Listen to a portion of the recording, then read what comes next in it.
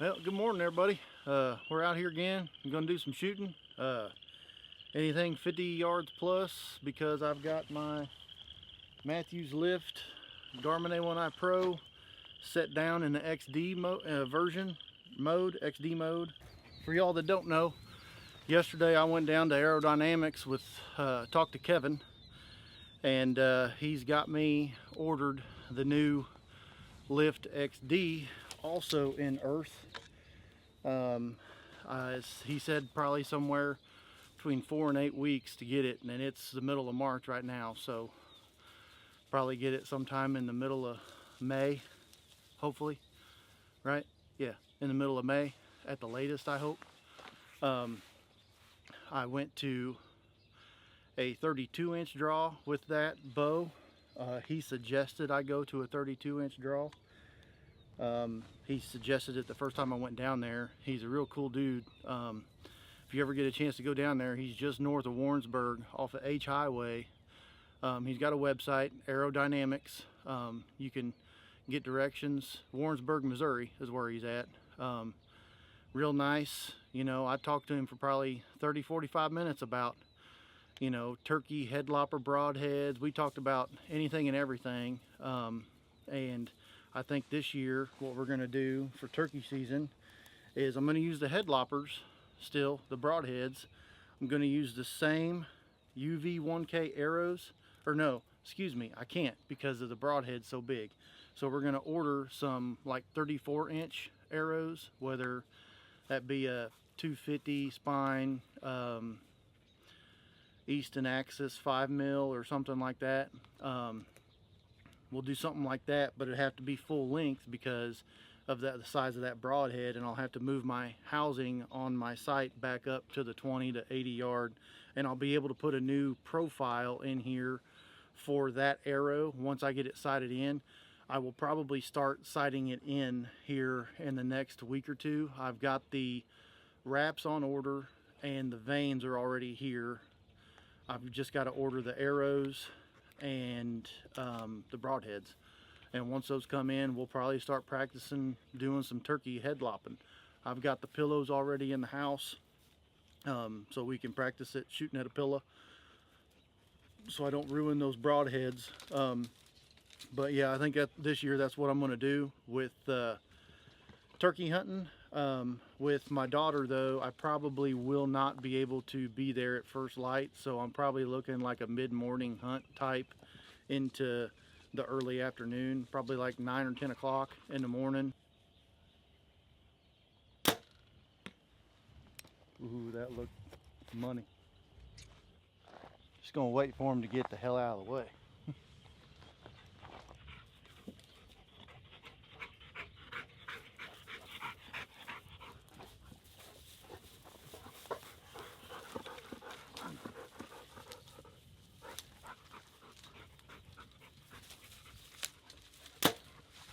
I don't know if you can see behind me, but down there at 60 and at 80, those two targets, I've got a balloon on each one of them. Gonna try to pop each one right back to back. One arrow for each balloon. That's what I'm gonna try to do. Yep, there's one. She gone.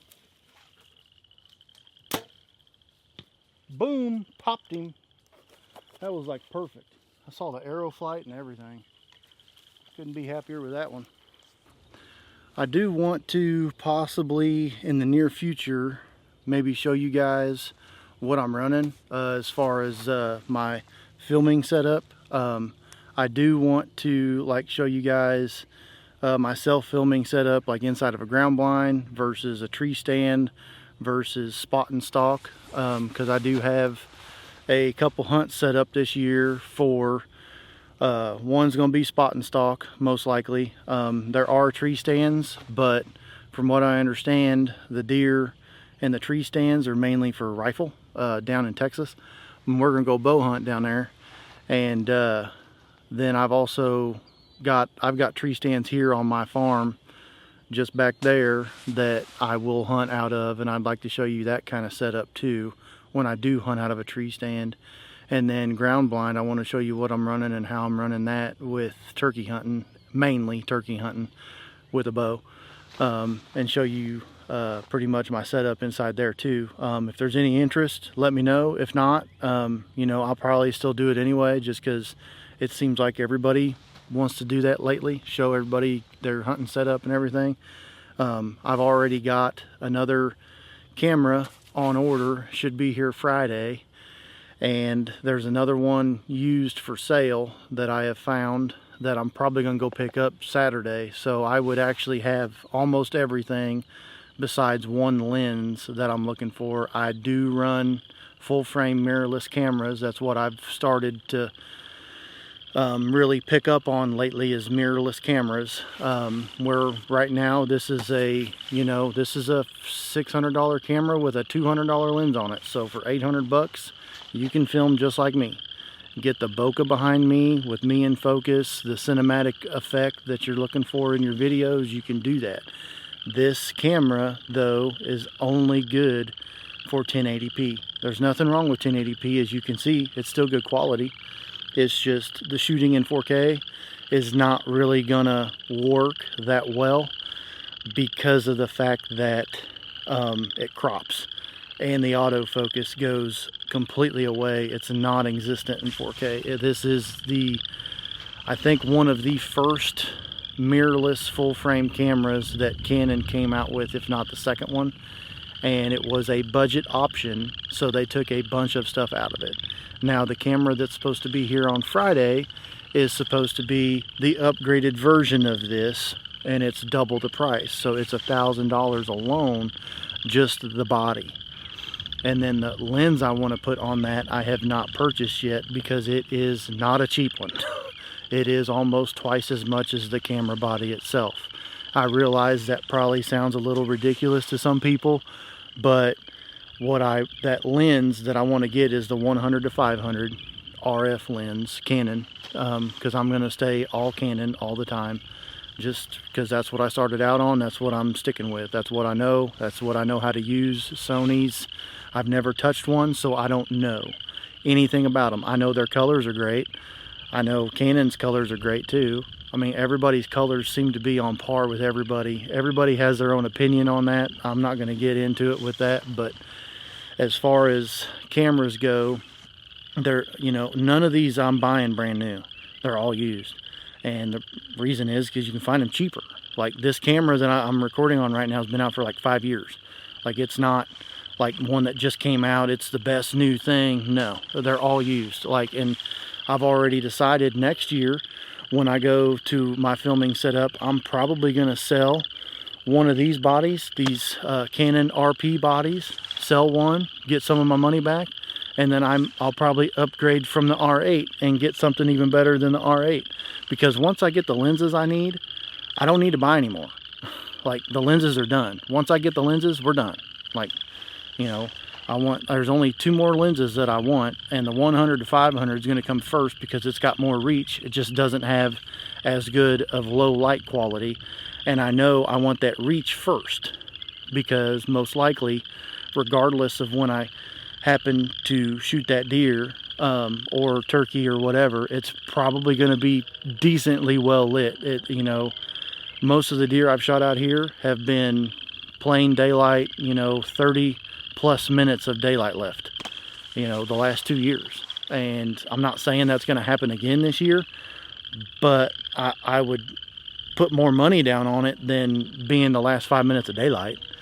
And at that point I couldn't use that lens. It'd be too dark. I couldn't get the shot on camera. I could probably shoot the animal, but I wouldn't be able to get it on camera. That's kind of what I'm going to lean towards, is showing y'all a self-filming setup. I know I've talked too long about everything I've got so far. I do run action cameras. I do not run GoPros. GoPros suck. I've had those for years. I started out with a GoPro 3, went all the way up to a 9 or a 10, and I haven't had them since. Ever since Insta360 and DJI Osmos come out, GoPro's obsolete until they figure out their battery problem, their overheating problem, their freezing problem, their battery drain problem when the battery's off and you're not even using the camera. A month later you come back to it, oh, you got to charge it. Well, I've never had a problem with that with Insta360 or DJI.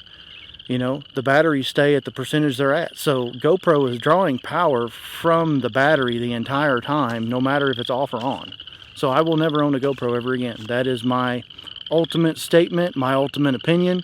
I hate GoPros. I will never own another one. I even went and I had a GoPro Session, the GoPro Session, the second version, the updated version.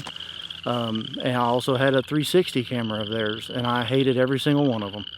Always dealing with battery issues, having to pull it out, reset the camera, put the battery back in, make sure it's charged, charge the battery. Never had a problem with the SD card, and when it did work, it worked. I never had overheating issues or anything, but everybody else I've seen with overheating issues and all that stuff, it's kind of like, what's going on here? These mirrorless cameras that I've got, I run a ND filter on the front of the lens, a variable ND, so you can change the lighting that way. And then I do not run the battery in the camera. I run a 10,000 milliamp hour external battery pack with a dummy battery and a cord running out of it. And right now you're listening to me on a Rode Video Mic Pro Plus microphone that is also used, that I did not buy for $300, because that's how much they run brand new. If you want to buy one brand new, they're $300, and they're another $40 on top of that if you want the wind muff, which I have. So for roughly $170 is what I spent on this microphone that you're hearing me through right now. And I got to tell you, it's not bad. I've bumped up the dBs. The camera volume is all the way down except for 3 clicks, maybe 5 clicks, I can't remember. But you know, it's just one of those things where, as far as cameras go, after dealing with everything I've dealt with cameras, GoPros are out. I've never used Sony. I'm not going to diss Sony because I don't know it. I just don't know the buttons, the functions, the you know, the guts of that camera. I don't know it, so I'm not going to diss it. I'm not saying you can't go buy a camera or a Sony camera. Go buy it. You know, whatever you can afford. You know, but I'm just letting you know, these Canon RPs, you know, they're pretty cheap on eBay. You can find them used for $500, anywhere from $500 to $600. Sometimes with a lens, sometimes without a lens. Probably going to buy another one this weekend, so that way I can have 3 angles in the blind for turkey season. And basically one out of the blind at the animal, one facing back just like this interview that this exchange we're having right now, and then another one probably off to the side. You'll watch me be a wider angle lens, probably see me pull the bow back or maybe do an interview through it or whatever. But that's kind of the setup I'm going to talk about, that I want to talk about a little bit more in depth. It's probably going to be a 20 to 30 minute video, and I'll have everything out on a table, show you my camera arms, tripods, battery packs, everything that I have with the knowledge that I've learned over watching everybody else on YouTube, how they self-film, what they use. Most of those guys are running Sonys. They're not running Canons. So for people that do want to run Canons, I wouldn't mind showing y'all how to use them, or not how to use them, but what to get, maybe just to start out with. You know, the cheap mirrorless full frames, all the way up to, you know, your expensive ones that are $2,000 or $3,000 for a body. Now you also got to keep in mind, yeah, there's $3,000 bodies out there, but like if I upgrade next year, I'm not going to buy a brand new one. I'm going to buy a used one because they're cheaper. You can get $1,000 to $1,500 off of a $3,000 body and buy it for $1,500. And in my mind, for filming, like, as long as the camera body is good, still in good shape, doesn't show a lot of signs of wear, maybe it was a backup camera for them, you know, that's the type of stuff you want to look for. If it was a backup camera, or maybe it was used sparingly as a B-roll cam because they have the R6 Mark II, or they have the R3 or the R1, but you know, maybe they have a $5,000 body and this is just a bag up, you know, for them. Well, you can always start somewhere and then work your way up. Like, I started out on a Canon Vixia G50 camcorder. That was my first high dollar one that was, I think it was $1,200 at the time. You can probably get that now for 8, if I had to guess, because that was 5 years ago now, and that was not, I think that was the latest version, and then a year later they come out with the 60 and 70. But just that's just something I want to maybe show you guys, and if there's interest in it, let me know. If not, that's fine too.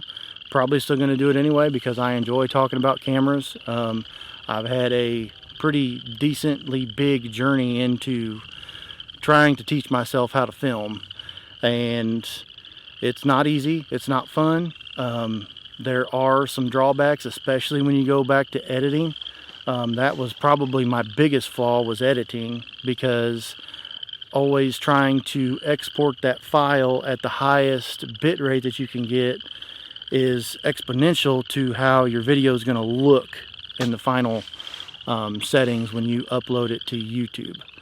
And that was a problem I was having, because some of my videos, if you go back and look, you're gonna see like it's grainy shit footage. It's not very good, and I'm still trying to figure out the audio on it. Even with the $high-dollar mic, I'm still sounding like I'm muffled, or I've got to turn up my TV double of what it normally is from everybody else that's on YouTube. So gonna try to figure that out. I don't think it's because I don't talk loud enough. I think there's something internally that I'm not doing that I need to do, and I don't know what it is, but I'm gonna figure it out because I've figured everything else out so far.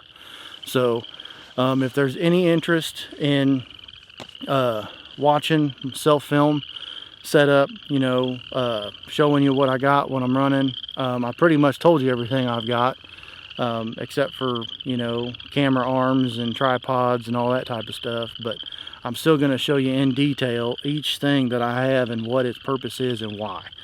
So if there's any interest, let me know. Be more than happy to show it with you. And, you know, probably maybe have a video out sometime next week. But anyways, I'll catch you on the next one.